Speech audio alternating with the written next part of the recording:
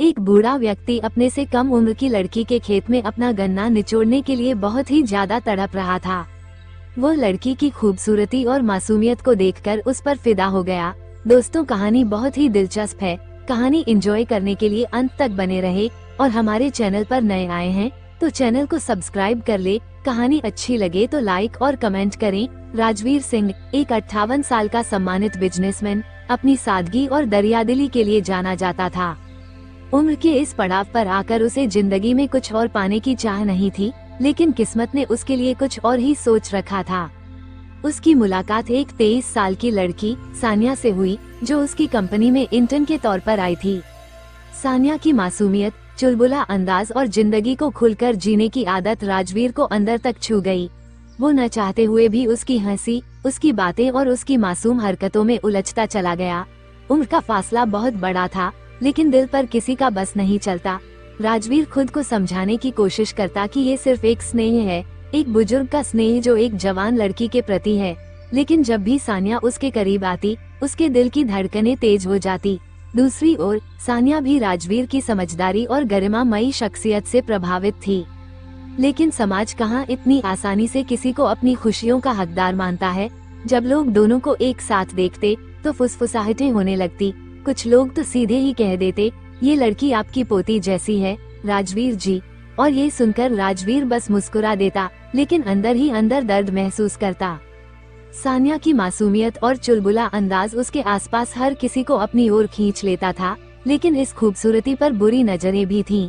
कुछ गुंडों ने उसे अपने जाल में फंसाने की कोशिश की। वे उसे परेशान करने लगे, कभी रास्ता रोकना, कभी अश्लील फब्तियां कसना, कभी छूने की कोशिश करना। एक शाम जब सानिया ऑफिस से घर लौट रही थी, वे अचानक उसके सामने आ गए। इतनी खूबसूरत लड़की अकेली घूम रही है, हमें तो पहले ही पता था कि तेरा कोई नहीं है, एक गुंडे ने हंसते हुए कहा। सानिया डर गई और कदम पीछे करने लगी। तभी तेज रफ्तार से एक गाड़ी उनके पास आकर रुकी। दरवाजा खुला और राजवीर सिंह गुस्से से भरी आंखों के साथ बाहर निकला। अगर किसी ने इसे हाथ भी लगाया तो जिंदा नहीं बचेगा। उसकी गंभीर आवाज हवा में गूंज उठी। गुंडे सहम गए और भाग निकले। सानिया की आंखों में आंसू आ गए, लेकिन ये डर के नहीं थे, ये सुकून के थे। वह भागकर राजवीर से लिपट गई। मैं बहुत डर गई थी, वो उसकी छाती से लगी रोने लगी। राजवीर के हाथ खुद ब खुद उसकी पीठ पर चले गए। उसने सानिया को अपने सीने से और करीब कर लिया। जब तक मैं जिंदा हूँ तुम्हें कोई छू भी नहीं सकता। राजवीर की आवाज धीमी लेकिन मजबूत थी। सानिया ने पहली बार अपने दिल की बात महसूस की। उसने अपनी पलकें उठाई और राजवीर की आंखों में देखा। आप क्यों करते हैं मेरे लिए इतना? उसने धीमे से पूछा।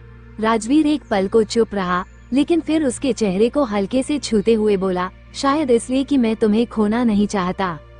उस पल सानिया को अपने सवाल का जवाब मिल गया था। बिना कुछ सोचे उसने अपना सिर राजवीर के सीने पर टिका दिया। हवा में एक अलग सी खुशबू थी, प्यार की, जो उम्र से परे था। उस रात के बाद सानिया का दिल बेचैन रहने लगा। राजवीर की हर बात, उसकी आंखों की गहराई और उसकी परवाह, ये सब अब उसे सिर्फ एक स्नेह नहीं लग रहा था। ये कुछ और था, कुछ बहुत गहरा, कुछ जिसे शायद प्यार कहते हैं। दूसरी ओर राजवीर खुद को रोकने की कोशिश कर रहा था। वह जानता था कि समाज उनके रिश्ते को कभी नहीं अपनाएगा, लेकिन जब भी वो सानिया को देखता, उसका दिल उसके हर तर्क को नकार देता। एक शाम जब ऑफिस खत्म होने के बाद बारिश होने लगी, सानिया छत पर जाकर भीगने लगी। ठंडी बूंदें उसके चेहरे से टकरा रही थीं, लेकिन उसके अंदर की बेचैनी को ठंडा नहीं कर पा रही थीं। राजवीर ने उसे देखा और छत पर आ गया। तुम यहाँ भीग क्यों रही हो? उसने चिंतित स्वर में पूछा। सानिया ने उसकी ओर देखा और मुस्कुरा दी। क्या आपको भी मेरी इतनी ही परवाह है जितनी मुझे आपकी? राजवीर एक पल के लिए स्तब्ध रह गया। उसने कोई जवाब नहीं दिया। सानिया ने धीरे धीरे कदम बढ़ाए और उसके सामने आकर खड़ी हो गई। आप मुझसे भाग क्यों रहे हैं राजवीर? राजवीर ने गहरी सांस ली। सानिया, हम दोनों के बीच उम्र का फासला बहुत बड़ा है। मैं नहीं चाहता कि लोग तुम्हें किसी गलत नजर से देखें। सानिया ने उसकी आंखों में झांका। और आपका दिल, क्या वो भी यही कहता है? राजवीर ने कोई जवाब नहीं दिया। बारिश अब तेज हो चुकी थी, लेकिन दोनों वहीं खड़े रहे, एक दूसरे की आंखों में अपनी सच्चाई खोजते हुए।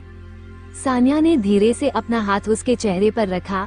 मुझे परवाह नहीं कि लोग क्या कहेंगे, मैं सिर्फ इतना जानती हूँ कि जब आप मेरे करीब होते हैं तो मुझे सुकून मिलता है, और यही प्यार होता है ना?